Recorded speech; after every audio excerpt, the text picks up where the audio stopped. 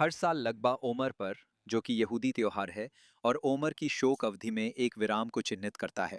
शिमोन बार योचय की समाधि पर एक तीर्थ यात्रा होती है, जो प्रारंभिक शताब्दियों में एक प्रमुख यहूदी संत और रब्बी थे, और इस साल खास तौर पर इन्हें रद्द कर दिया गया है, जैसा कि पिछले कुछ वर्षों में भी हुआ था, जब हिजबुल्लाह के साथ संघर्ष हुए थे, क्योंकि ये लेबनान सीमा के करीब है। ये सीमा से सिर्फ लगभग 20 किलोमीटर दूर है। ये गोलीबारी की जद में है, और आसपास कोई भी शरण स्थल नहीं है जो इन श्रद्धालुओं की सुरक्षा कर सके, जो अपनी तीर्थ यात्रा की योजना बना रहे हैं। लेकिन जैसा कि आप कह रहे हैं, इससे उन कुछ लोगों को नहीं रोका है जिन्होंने कहा है कि वे पुलिस की नाकाबंदी को पार करने के लिए उस स्थल पर धावा बोलने को तैयार हैं। हमने पुलिस की नाकाबंदी को पार करने की कोशिश की, जैसा कि आप मेरे पीछे देख सकते हैं, और हम सफल नहीं हो पाए।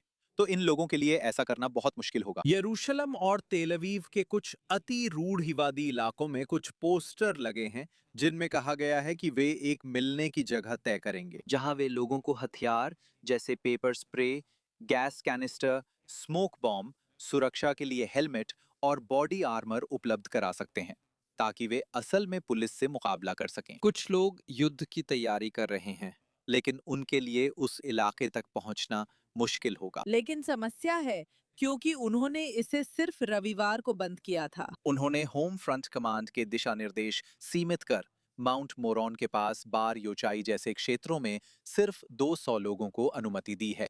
और इसका मतलब ये हुआ कि कुछ लोग जो पहले ही तीर्थ यात्रा की योजना बना रहे थे, उन्होंने इसके दायरे में ही बेड एंड ब्रेकफास्ट की व्यवस्था कर ली थी। वे पहले ही पुलिस बैरिकेड्स पार कर चुके हैं। वे निर्देशों को मानेंगे या नहीं, ये देखना बाकी है। लेकिन अब तक ये काफी शांत ही लग रहा है। और अगर आप भगवान से कोई संकेत चाहते हैं कि शायद उन्हें इसे रोक देना चाहिए, तो अभी बारिश शुरू हो गई है। जब से हम यहाँ आ रहे हैं, कुछ जगहों पर काफी तेज बारिश हुई है, और आईडीएफ तैयार है। वे नहीं चाहते कि फिर से 2021 जैसी घटना हो, जब इसे कोरोना वायरस महामारी के कारण सीमित किया गया था। लेकिन फिर भी वहां हजारों लोग पहुंच गए, और वहां भीषण भगदड़ हुई, और 45 लोगों की मौत हो गई, जो इजराइल के इतिहास की सबसे बड़ी नागरिक आपदा थी। तो वे उम्मीद कर रहे हैं कि ऐसा फिर से ना हो। वे उम्मीद कर रहे हैं कि अति रूढ़िवादी लोग उनके दिशा निर्देशों का पालन करेंगे, और अधिकतर मामलों में संभवतः उनमें से अधिकांश ऐसा करेंगे।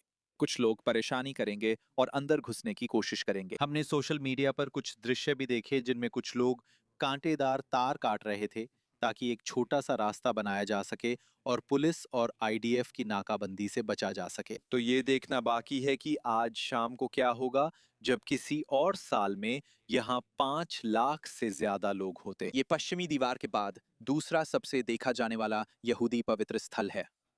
अभी यहाँ शांति है, आगे बनी रहेगी या नहीं, देखना होगा।